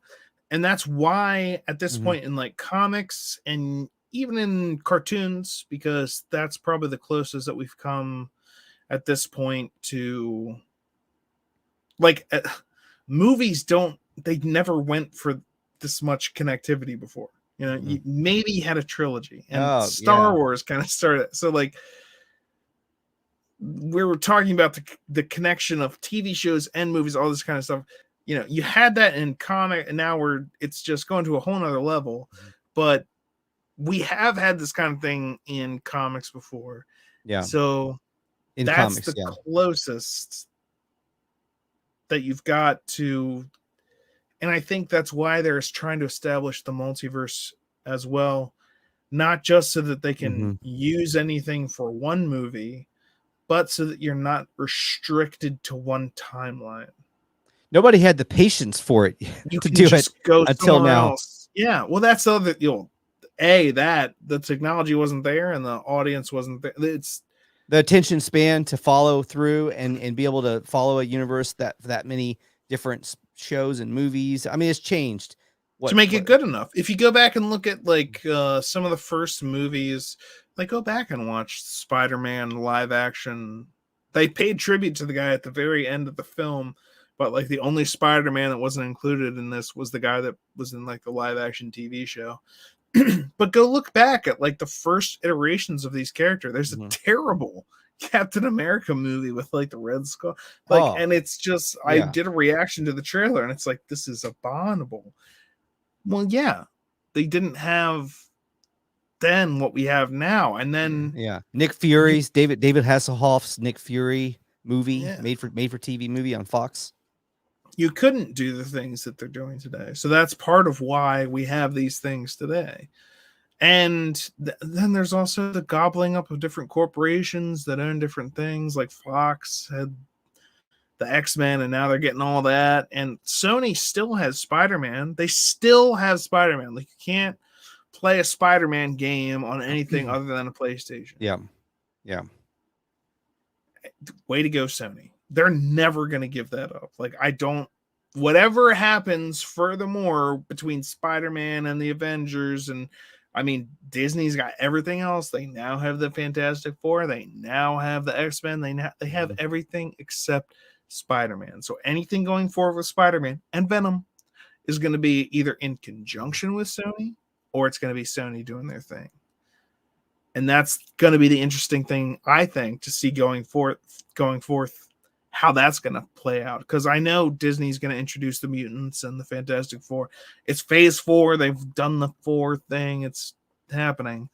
And mutants, for God's sakes, it's too late already on that. They need to get into it. But I've probably just rambled for a while. I appreciate the break. I needed a break. I was so excited. I had a lot to say earlier. Now, here's the thing. Sony probably spent hours and hours in meetings over the last several years on how not to lose the rights to Spider-Man. Because the whole thing was they probably spent more time on that than they did planning the next game for PlayStation or the next game system for PlayStation. But they had to keep making Spider-Man. If they had let an overlap of how many years was it? I don't know. There was a certain amount of years. If they didn't make Spider-Man. Dude, they've got the high ground. Well, now they do. As far as Spider-Man is concerned. After the Andrew Garfield, there was a panic though after the Andrew Garfield, the second movie, and that didn't do so well. They were like, we're gonna have to reboot again, and we don't know how we're gonna. They teamed up with Marvel then. Well, finally, that's when they finally said, you know what? We're better together than we are divided. No, they said you're giving them a lot. Okay, that's one interpretation of it. They both had something to offer each other in the deal. Pretty big deal. Yeah. And now, what movie has everyone been showing out money to see? It wasn't Avengers, it wasn't Marvel, it was Spider-Man. Spider-Man with all the Spider-Man villains. Guess what? We're gonna make a Spider-Verse. Sony is never giving up Spider-Man. Fox had to shut down. They shut down they had this. Disney bought out Fox. They finally not only did they cave, they caved. Disney could buy out Sony. Do you think that that's possible? Because I'll tell you right now, Sony makes PlayStation. Again, Spider-Man is so much more than just like it's all their shit. Like PlayStation. Hey, Yeah. do you want to play a Spider-Man game ever? Better get yourself a PlayStation. You gotta get the Sony. PlayStation. They own it. They own It's it like that if much. you ever wanted to watch something Star Wars, you'd have to get like a certain console. Like that Right. doesn't. That's Right. now that's just because Disney owns so many other things that they're. But still, it's that's what Sony is at this point, and that's why. Yeah. I mean, how do you see them giving that up? I don't. They've, like I said, they spent hours planning how not to give it up and how not to lose it. And by the way, they even had that extra layer of security because now they have the animation the Into the Spider-Verse Miles Morales stuff that keeps them also continuing to put out new Spider-Man every few years to where they don't lose. They don't have that there's a certain amount of years. If they go a certain amount of years with no new movie, well, they lose the rights. Not going to happen, right? No, they'll because put they've been doing Venom. Yeah. Oh yeah, because now they got the spinoffs. That's what I'm saying. Like the event, Craven is about to Morbius. Like Craven's been announced. Morbius, the trailer was before the freaking movie. Yeah. Venom. We now know that there's Sony Venom, and now a little drop of Venom has been dropped in the Marvelverse. So again, the crossovers are going to keep happening because Sony and Disney both like money. But the thing is, Sony is also very well assured that they're making their own Spider-Verse. Why do you think there's a Spider-Verse? Why isn't there a Batverse? Well, that's because DC is owned by Warner Brothers, which they've got control. We don't need a Batverse because we've got the entire DC universe we could work with. Marvel has the MCU, the Marvel Cinematic Universe. Then why is there a Spider-Verse? Well, because Sony owns that. That's why there's a Spider-Verse. Like, do you get it? It turns out Disney did inquire with Sony about, I'm reading it here, how much it would cost to acquire and purchase Sony. Here was a response. How much you got? Yeah. I bet you would like that, wouldn't you? That was the response. How much money do you have? Because we'll take that. And then once you go bankrupt from paying us all that money, we'll buy out your bankrupt corporation and everything. So no, you can't buy Spider-Man from us. It's a trump card. It's like literally having a trump card. We've got the last thing that you need. We know that you need it. And the other part of that equation is Spider-Man isn't the only thing we have. Like Sony is more than just Spider-Man. They also happen to have Spider-Man. And Fox got bought up by Disney. They had The Simpsons. They had a bunch of stuff. That's huge. So, like, that's huge. But here's the thing: if you let Disney then buy out Sony too, let's say that even happen. At what point are we calling monopoly? Like, is there a point where we actually get to say it, or is that just a game at this point? Yeah, it's not. Oh, well, Warner Brothers is still out there. Oh, good, we've got two. That's the only. Oh, and Amazon exists. Okay. I think that Warner Brothers is pretty safe to stand on their own with their IPs. Then one of the two that I think could be the next two to be acquired by somebody is either Paramount, Viacom. Paramount. If Paramount Plus, if the streaming service Paramount Plus fails, that will probably be the beginning of the end for Viacom Paramount, where they'll eventually get acquired by one of these, Amazon or Disney, or even Warner Brothers. The other one that's possible is Universal NBC. If the Peacock streaming platform fails, that could be the beginning of the end for them, and they might start to cave, and that might be a one that could get acquired. One of those two, I think. We'll see. Will be the first to fall. And I mean, yeah, how many are out there? I mean, although MacGruber, that limited series, the series on is there Peacock, a show now? The MacGruber show could carry Peacock. It could be their anchor. Have you watched it? No, I haven't. I don't think it's premiered yet, but I watched the trailer. It was hilarious because MacGruber the movie. If you ever watch the uncut, I have. Oh yeah, well it's one of the most hilarious movies that no one ever saw in the theater. Absolutely, it was a huge bomb. I remember years after it came out, I saw it on a DVD or whatever, and I said that movie was a low key, damn funny movie that people missed on. I mean, it was like Tropic Thunder, something about Mary. What's the other one? Pineapple Express. It's on that level. Yeah, Tropic Thunder. I was actually thinking about that when you were talking about the movie that no one saw in theaters, because I didn't see that one in theaters, but I did see it later, the uncut version, and I was like, this is better. Like, I'm glad that I watched this, because if I had trusted just the trailers, I would not have watched this, and then I enjoyed watching it. Yeah. And I think that's how my older brother, when I took him to see Pineapple Express, I remember we saw it in theaters soon after it came out. Mm-hmm. Oh, very soon, because I think that was the time one of the previews was a Nick Cage Ghost Rider preview. Oh yeah. And when the preview ended, my brother said, I think I just peed a little.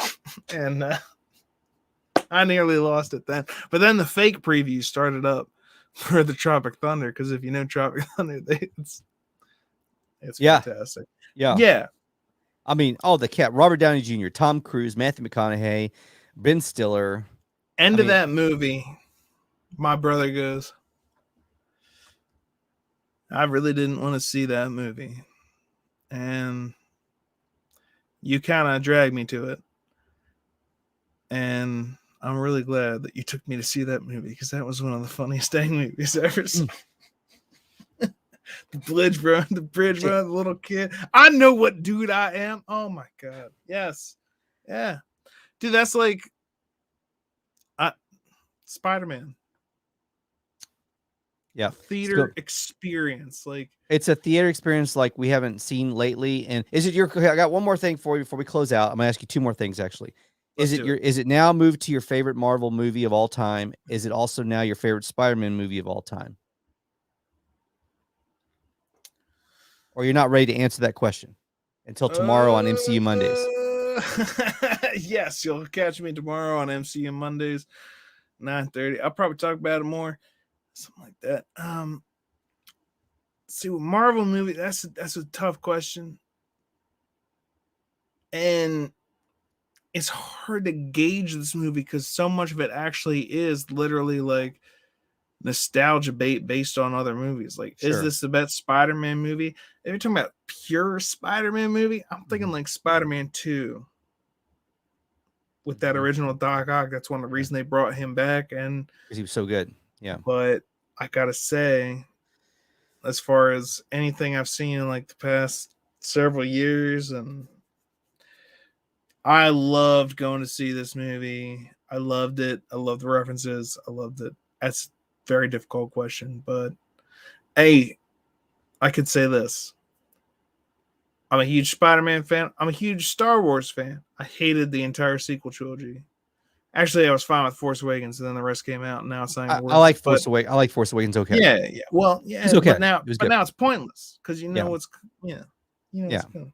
Yeah. This, much like the sequel trilogy had the opportunity to do, had those classic characters, and not just the heroes, the villains too. I mean, and it did them all justice. It did right by everyone. It's like they had one spot. Actors, the fans, every single person, I think, would be satisfied. If you're unsatisfied, it can't. I don't know why. I'd be interested to talk about it, but I would look forward to hearing. I want to hear the person that disliked the movie, and I want to hear their take. And I think that person is just trying to disagree, just to disagree and get the clicks. You know, well, it's like, that's the thing. It's like, that's what I'm not disliking The Last Jedi because I'm a racist or a troll or whatever reason you're going to put on me for not liking the movie. I just didn't like the movie, and I can list the reasons why. I want to love those two movies so much, and I want them to be so good in so many ways. They're and just not. The actors are fine. The actors are fine. Well, the actors weren't the problem. Conflicting. I mean, it's just terrible direction. Like, and when I say direction, I mean like overall direction. You had a trilogy. You had three things to do. You had to connect 1, 2, 3. Nothing wrong. Nothing wrong with the cast. There's nothing wrong with the casting there. No, I mean, well, it's not their fault. I feel bad for them. Yeah, dude, I feel bad for so many people. They had just the game. They didn't have a game plan. They was kind of a 48-hour film festival of Star Wars. That's right. Where it's like, okay, your turn. That's essentially the timeline of the films themselves, you know? Yeah. I mean, the opportunity was there, and what they proved with Mandalorian, by the way, just right behind those movies, is that there was still good Star Wars to still be made. It wasn't a lost cause, and it was actually very doable. You know what I wish they had done? They went straight to JJ on that first film. They should have had taken a little more time and brought in different people. Find your top 10 list of the top 10 people you think would make good Star Wars. Have them come in and do an elevator pitch of what they would do for 3 films. Okay. Let them look at the George Lucas notes before they do the elevator pitch and say that you would like that to sort of be a blueprint that we can jump off of, and have your Kevin Smith come in, have your Jon Favreau come in, have your Ron Howard come in, but have them all come in and see who wins the elevator pitch, and say, by the way, the only thing we require is if you do the first film, you have to be involved in all 3 and see the 3 all the way through. We don't want a different director in each film. And then just see who had the best. I mean, Kevin Smith just did a Masters of the Universe revival on Netflix, which, by the way, especially the second half of that season is better than anything that they came up with for the sequel trilogy of Star Wars. Well, that shouldn't be hard. But you could argue that the Master Universe is a much weaker IP, but still a pretty nostalgic, beloved.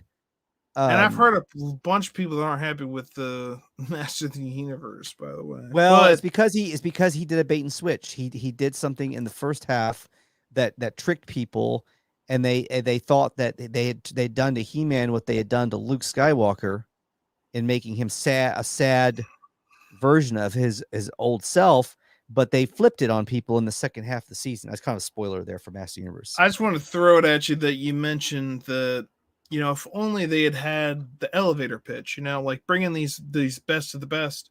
Bringing the best of the best. Okay, here's the thing. Everyone would have taken that meeting, by the way. You could have. Yeah, I know. That's what I'm about to say to you, by the way, is that Kathleen Kennedy self-admittedly said, I've had tons of people a bunch of men coming to me saying they love Star Wars. We're not going to use them.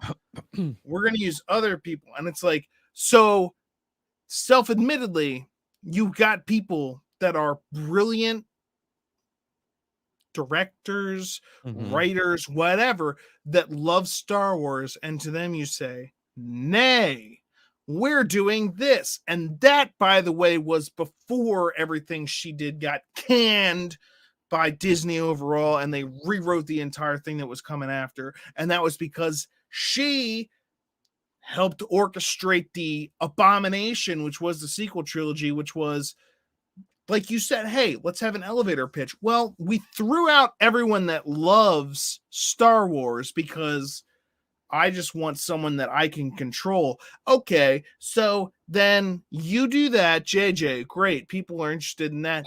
And then we'll let the next guy just do, he won't even have to care about your thing. And then after that, we'll have what? Solo.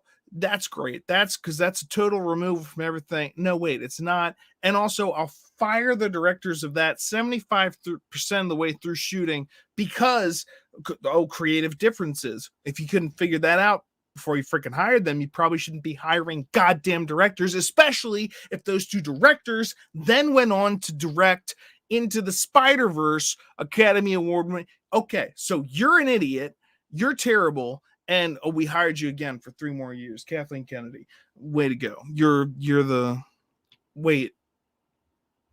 terrible. It's a mess, and that's why I love seeing this movie.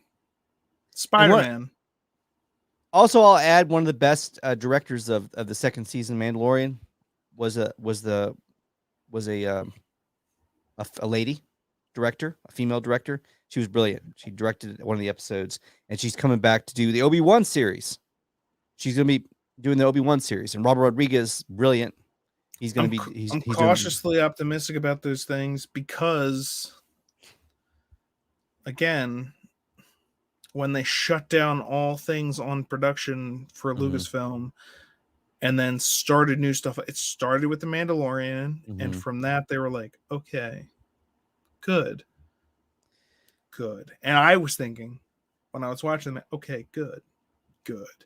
And then they said, now we're coming out with a Boba Fett miniseries, Obi-Wan miniseries, not movies as they were originally planned, but miniseries. And after they decided to, hey, start paying attention to the fans. And hopefully, I know it's too late for them to reshoot stuff. I know these things have already been shot. Book of Boba Fett's coming out like 2 weeks from now. It's happening. But I hope they've learned, like clearly Spider-Man has learned. And I just hope, I pray. Because if I have the same feelings or even similar, anything close, when I'm watching Book of Boba Fett as to when I was watching the Spider-Man movie, that's what I'm looking for. Like when I was watching the episode of Mandalorian where he shows up in Slave One and I got goosebumps. I just saw the shit. And then he was there and kicking it. And then when Luke it's an X-Wing, one X-Wing, what's that going to do? And I was like, are they going to do it? Are they going to actually? And then he comes in and he's Luke freaking Skywalker, not Jake. Mm-hmm. He's not Jake. He's Luke. And so in this movie, we got Spider-Man, we got Peter 1, 2, and 3. I thought you were Peter 2. No, look, you're amazing, but you're Peter 3. I don't know, man. I've just got one word. They gave us Ronin 2 last week. So what a week for the MCU. What a week. It's big. Oh, yeah. They're just like, they gave us now Ronin. You got to figure out. Kingpin. Because you just saw Charlie Daredevil. Cox. You just saw him in Spider-Man, though. So now you're like, wait, hold on. So I just watched Wilson Fisk show up, Kingpin. He just for a split second. Does that mean he's going to be big time, like in the next episode of Hawkeye?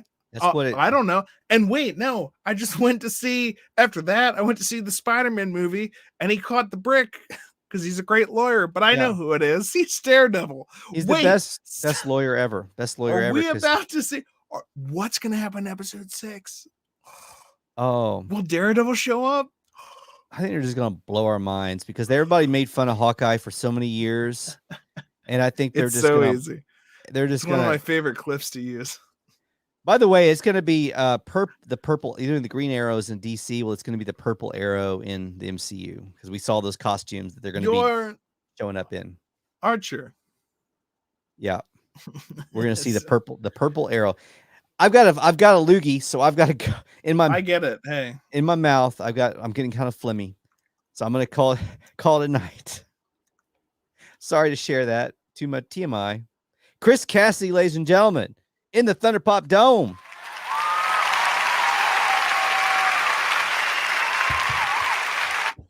Talking movies tonight in the theater. Little popcorn there for you to close out the night. It goes with the aesthetic. Chris Cassidy, GNN, it's a Vase or it's a Vase. You choose which one it is. It's whatever you want it to be. You keep whatever you want in that vase and check them out tomorrow on GNN, Geek News Now, MCU Mondays. Run the time by us again.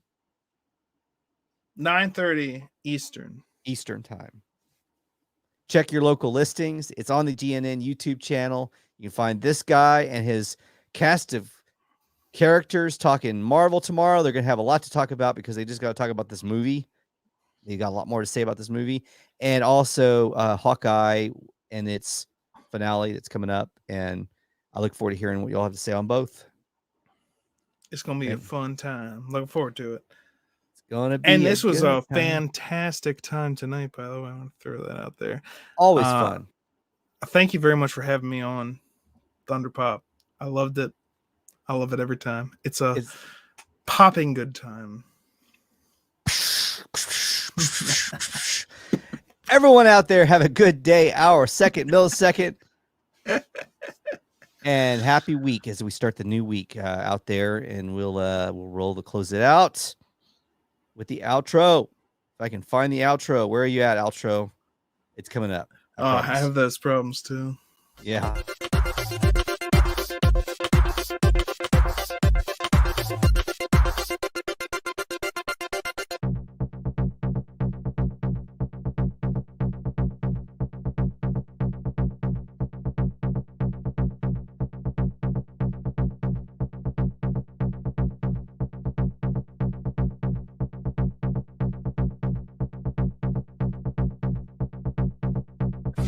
Thunder Pop is a Hit the Bricks